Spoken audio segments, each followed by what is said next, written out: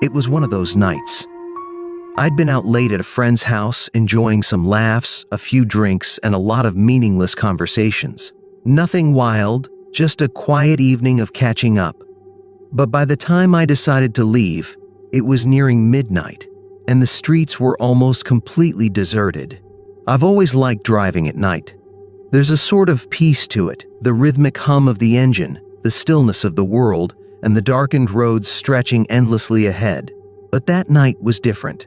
As I pulled onto the highway, I happened to glance down and notice my fuel gauge dipping alarmingly close to empty. A sigh escaped me, irritation prickling at the edges of my thoughts. Of course, I hadn't thought to fill up earlier in the evening.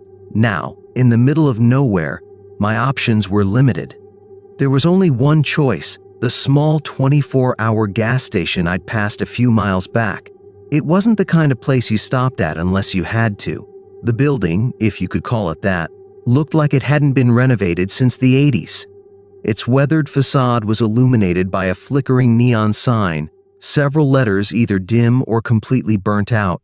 Even the dim yellow glow of the single overhead light in the lot couldn't dispel the feeling of abandonment. But, lacking alternatives, I reluctantly pulled in, parking beside one of the creaking, outdated pumps. The moment I turned off the engine, the silence hit me. The place was deserted. No other cars, no visible life inside the convenience store.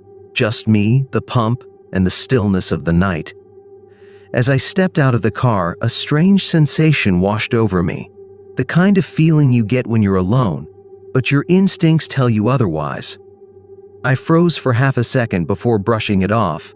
"Get a grip," I muttered to myself as I reached for my wallet. The odds were this was just paranoia brought on by exhaustion and the eerie setting. Still, there was a tightness in my chest I couldn't quite shake. I inserted my card, started the pump, and leaned against the car while the gas flowed. Normally, the repetitive click of the fuel meter and the buzzing of the overhead light might have been soothing, but that night, they felt oppressive. The silence seemed heavier with each passing second, growing more unnatural.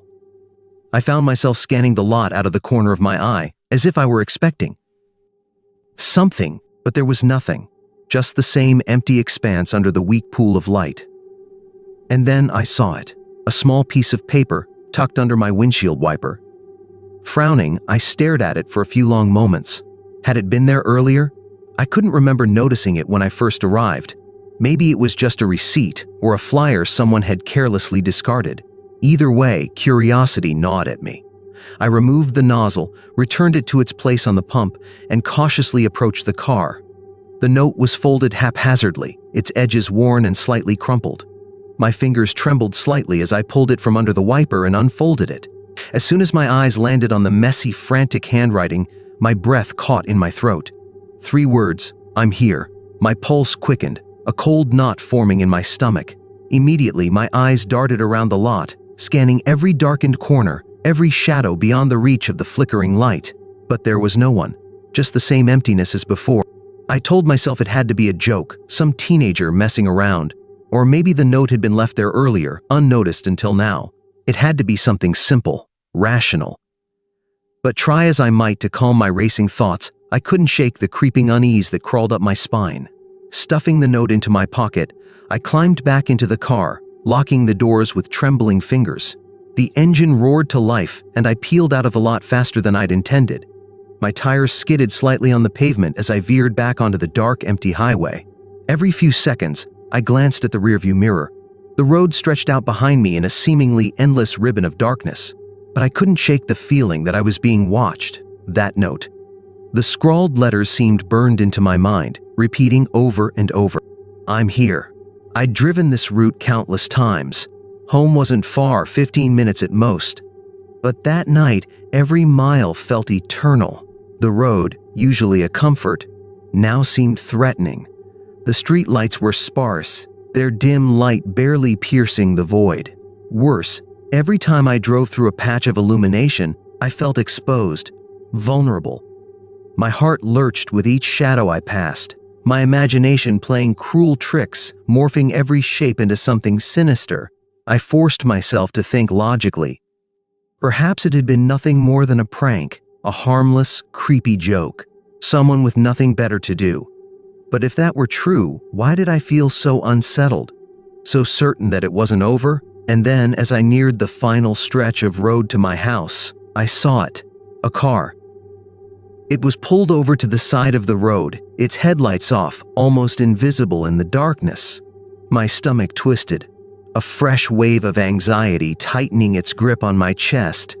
As I passed, I risked a glance toward the vehicle. In the brief flash of my headlights, I thought I saw someone sitting in the driver's seat. The silhouette was faint but unmistakable. I didn't slow down. I didn't stop to get a better look. My foot pressed harder on the gas and I barreled down the road toward home, my hands trembling on the steering wheel. By the time I pulled into my driveway, I felt like I'd run a marathon. My breath came in shallow, uneven gasps as I killed the engine and stepped out of the car. My yard was dark, the faint glow from the porch light doing little to dispel the shadows. The silence was suffocating, and then I saw it. Another note. It was tucked under the same windshield wiper, identical to the first. My blood ran cold. How was that possible? I hadn't been out of the car for more than a few minutes. Eyes darted around the yard, searching for any sign of movement, but the street was empty. The shadows were still. Hands trembling, I approached the car. My breath came in short gasps as I carefully removed the paper and unfolded it. The words were the same as before, with one chilling addition. I told you, I'm here. Panic surged through me like ice in my veins. Whoever had left the note had followed me. They knew where I lived. I rushed to the front door, fumbling with the keys in my haste to unlock it. Once inside, I slammed the door shut and locked it behind me. My chest heaved with each ragged breath as I leaned against the door, heart hammering in my ears. I pulled my phone from my pocket, my fingers trembling as I dialed. The operator answered on the second ring, her voice calm and steady. "What's your emergency?" "I think someone's been following me," I stammered. "They left notes on my car, 2 of them. One at a gas station and now here. They know where I live." "Are you in a safe place right now?" she asked. "Yes," I replied, glancing around the darkened living room. "I'm inside my house." "Stay where you are, lock all the doors, and don't open them for anyone. We're sending officers to your location. They'll be there shortly." I thanked her, hung up, and began pacing the room, my mind racing. Who could be doing this? Why? I couldn't think of anyone who would hold a grudge against me, let alone take it this far. A faint sound brought me to an abrupt stop. Knocking. Soft, deliberate knocks echoed from the front door. They weren't loud or urgent, but measured and slow, like someone wanted me to know they were there. Waiting. I backed away, my pulse racing. My phone was still in my hand, but my fingers felt numb as I fumbled to reopen the call screen. Before I could redial, a shadow flickered outside the living room window. My stomach dropped as I realized whoever it was had moved from the door. The knocking stopped, replaced by silence so profound it felt suffocating. Every sound seemed amplified, the ticking of the clock, the faint hum of the refrigerator, my own uneven breathing. My heart pounded in my chest, each beat echoing like a drum. I forced myself to move, crouching low to avoid being seen through the windows. My first instinct was to head for the back door and slip out, but the thought of venturing into the night where they were waiting froze me in place. Another sound sent a jolt through me, this time from the back of the house. It was faint but distinct, the creak of a floorboard. My blood ran cold as I realized it wasn't coming from outside. It was inside. The phone slipped from my hand, clattering softly against the hardwood floor. I scrambled to pick it up, desperate to stay silent, but my trembling hands betrayed me. The noise felt deafening. "Hello?" I whispered into the receiver, my voice barely audible. "Police are on their way," the 911 operator assured me. "Can you safely exit the house?" I opened my mouth to respond, but the words caught in my throat. A new sound reached my ears, slow, deliberate footsteps moving toward the living room. My body froze, every nerve on edge as I stared at the doorway leading to the hall. The shadow appeared first, stretching long and distorted across the wall. Then a figure stepped into view, a tall, indistinct shape cloaked in the dim lights spilling from the kitchen.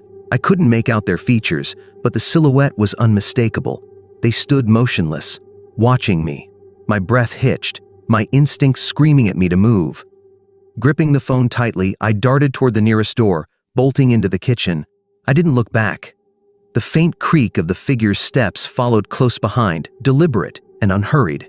The back door loomed ahead, but dread pooled in my stomach as I realized I'd locked it earlier. My fingers fumbled with the bolt. each second feeling like an eternity. A low whisper filled the air behind me, sending chills down my spine.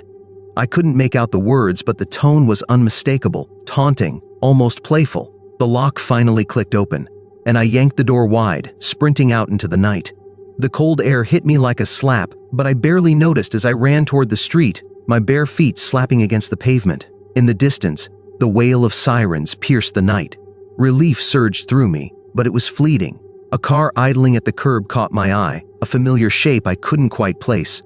The window rolled down and a face emerged from the shadows. It wasn't a stranger. It was someone I knew.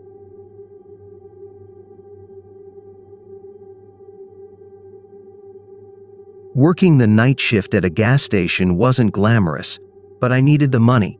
I was already working one job, but it wasn't enough, so I picked up this night job. Most nights were quiet, with only a few customers stopping by for gas or snacks. Nothing ever really happened. That changed during my 3rd month working there when I met a man who became one of the strangest parts of my life. He showed up late at night, always around 2 a.m. The first time I saw him, he walked straight to the fridge, grabbed a tall can of beer, and paid without saying a word. He didn't look like much, tall, skinny, with long, greasy hair. He seemed quiet, so I didn't think much about him and just said, "Have a good night." He didn't reply, just opened the beer on his way out of the store. After that, he came back every night at the same time. He always grabbed a beer, paid, and left. At first, I didn't pay attention. Lots of people came in regularly for cigarettes or coffee, but something about this guy was off. He never said anything. He didn't buy gas. He just came in, got his beer, and walked off the property. About a month later, he finally spoke to me. He glanced at my name tag while I was ringing him up. "Rob," he said slowly, stretching the word out. "Rob, I like that name." Then he laughed. It wasn't a normal laugh. It was quiet and scratchy, like he was laughing at a joke only he knew. "Thanks," I said awkwardly. I didn't want to talk to him much.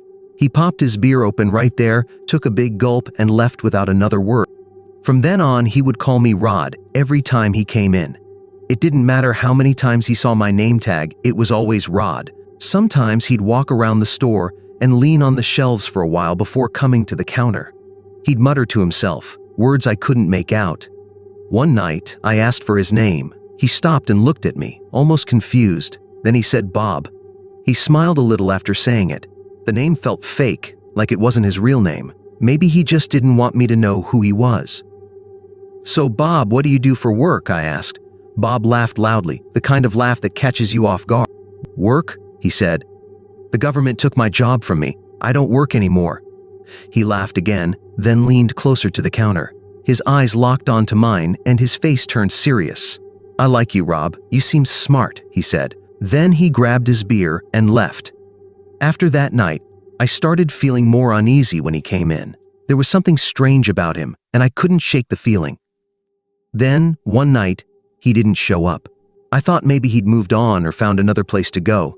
But over a week later, during a huge storm, I heard the door chime at a.m. I knew it was Bob before I even looked. When I turned, there he was. But he looked different, scarier.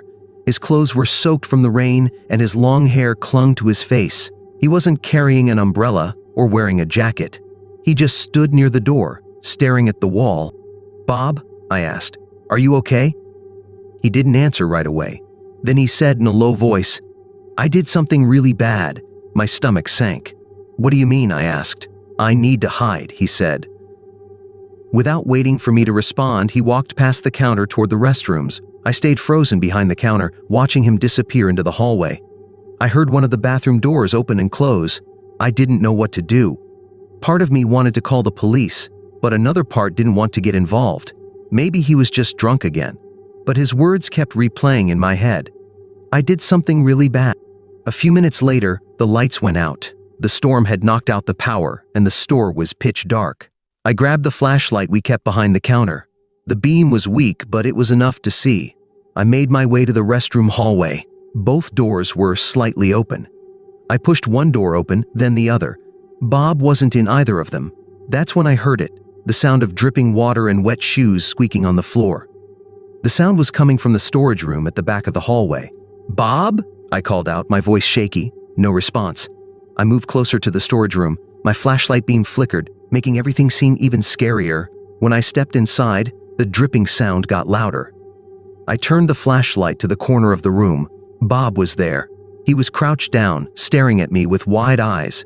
His clothes were soaked, and his hair hung in wet strands over his face. "I'm gonna kill you," he growled. He lunged at me, his hands reaching for my arms. I pushed him away and ran as fast as I could back to the front of the store. I didn't stop until I reached my car outside. I locked myself in the car and called 911-1. My hands were shaking as I told the operator what had happened. A few minutes later, police cars pulled into the parking lot. The officers went inside, and I waited in my car, still shaking. They found Bob in the storage room. He was huddled in the corner, muttering to himself. The officers handcuffed him and led him outside. As they walked him to the car, he turned his head and looked straight at me. "I did something really bad," he said again, his voice low and shaky. It wasn't until weeks later that I found out what he meant. His real name wasn't Bob, it was Martin. The night he came into the gas station soaking wet, he had killed his ex-wife. He had beaten her to death in a drunken rage. That's what he meant when he said he did something bad. After that, I quit my job at the gas station. I never worked a night shift again. Even now, when I pass a gas station at night, I feel uneasy. I still see his wide eyes and hear his voice in my head. I'll never forget how close I was to real danger that night. About a week ago, I made a choice I now deeply regret. It was just after 2 a.m., and I was leaving my boyfriend's house. He'd suggested I stay over since it was late, but I'd had a busy day coming up and wanted to sleep in my own bed. The drive home wasn't long, only about 10 minutes, so I didn't think much of it. Looking back, I wish I had stayed. I was about 5 minutes away from his house, cruising through the silent streets, when I approached a red light. As I came to a stop, a car pulled up beside me in the next lane. Out of the corner of my eye, I noticed the driver, an older woman, frantically waving to get my attention. I hesitated. It was late, I was alone, and something about rolling down my window felt risky. But she looked so desperate and scared, like someone who truly needed help. She was just an older woman after all. Against my better judgment, I cracked the window slightly. That's when I saw her passenger. At first, I could only make out a vague silhouette, but as my eyes adjusted, I realized it was another woman. She appeared older too, at least old enough not to alarm me. So I didn't think much of it. As soon as the window was about a quarter open, the driver leaned toward me, her voice shaky. "My daughter just got into a terrible accident," she said. "I need to get to the hospital, but I'm about to run out of gas. Please, anything you can spare will help. I just need to get to the hospital." Her words tugged at me. She sounded like a mom in crisis, panicked and overwhelmed. I couldn't help but think of my own mom, who can become frantic in high-stress situations. I wanted to help her. At the time, I didn't realize how close we were to the hospital, closer than the nearest gas station, in fact. Had she turned right instead of stopping me, she would have reached the hospital entrance in under 2 minutes. But that thought didn't occur to me at the moment. I was focused on the frazzled woman in front of me. "I don't have any cash on me," I said truthfully. "But there's a gas station about 5 minutes up the road. I don't know if it's open this late, though." Before I even finished my sentence, the woman in the passenger seat chimed in, her voice sharp and urgent. "It is open. Could you meet us there?" That was the first moment something felt off. How did she know the gas station was open? Why was she so quick to answer? I pushed these thoughts aside, reasoning that maybe they'd just been there earlier. I didn't want to believe the worst of them. They might genuinely need help. So, I nodded and started driving, planning to stop at the gas station, take $20 out from the at the moment, and send them on their way. As I drove, unease crept in. I decided to call my boyfriend, thinking someone needed to know where I was, just in case. But he didn't pick up. I called again. Still no answer. Growing more nervous, I tried a friend. She didn't pick up either. The silence on the other end of my calls made me feel vulnerable, as if I were suddenly untethered, alone. When we pulled into the gas station, I immediately noticed a few people, a girl pumping gas and a couple of cars parked nearby. I felt a little safer seeing them, though not entirely. I parked directly in front of the gas station's convenience store, hoping to stay in plain view. The two women pulled up to the pump closest to me. The older woman stayed in the car with the engine running while the passenger, the one I hadn't clearly seen at the stoplight, got out. My stomach dropped. She wasn't an older woman at all. She was taller than me by a good margin, with a broad, strong build that immediately made me feel small. And she wasn't just walking toward me, she was smiling. That smile terrified me. I threw open my car door and yelled for her to stop. "Stay near your car," I said firmly, trying to steady my voice. She paused as if deciding whether to listen, then stopped. I told her I'd get cash from the ATM inside the store, and that would be it. She nodded but kept watching me. At this point, the other people at the station were finishing up and leaving. The girl who'd been pumping gas drove off. My sense of safety vanished with them. The woman started walking toward me again, her voice suddenly urgent. "My friend's very hurt. We need money for parking at the hospital. Please, just a little more." Her story had changed. I froze, heart pounding. "Don't come any closer," I yelled, my voice breaking. "If you step any closer, I'll call the police." This seemed to get through to her. She turned back to their car, but the way she moved, calmly and without hesitation, scared me even more. I bolted inside the gas station. The cashier stared at me in confusion as I sobbed and tried to explain what was happening. Unfortunately, there was a language barrier, and he didn't seem to understand. That's when a man walked in. He must have noticed how distressed I was because he immediately asked if I was okay. Through tears, I explained what was happening. He nodded, listened, and promised to walk me back to my car. We stepped outside together. The man shouted at the woman to stay away from me and didn't leave my side until I was in my car, safe. I started the engine and sped out of the gas station. From the corner of my eye, I watched the two women. They weren't pumping gas. Instead, they got back into their car and pulled out of the lot behind me. My stomach turned. They were following me. I tried calling someone again, but my phone was almost dead. Desperate, I held it up high, its bright screen visible through the back window. I hoped they'd think I was calling the police. It worked. A moment later, they turned off onto a side street, and I kept driving. I didn't stop until I was home, running every red light along the way. I parked and bolted inside, locking every door behind me. To this day, I don't know what those women really wanted, but I'm sure it wasn't just gas money. Their intentions felt dark, predatory. Please, if you're reading this, learn from my mistakes. Trust your instincts. Stay cautious, especially when you're alone at night. Sometimes, the safest thing you can do is say no and keep driving.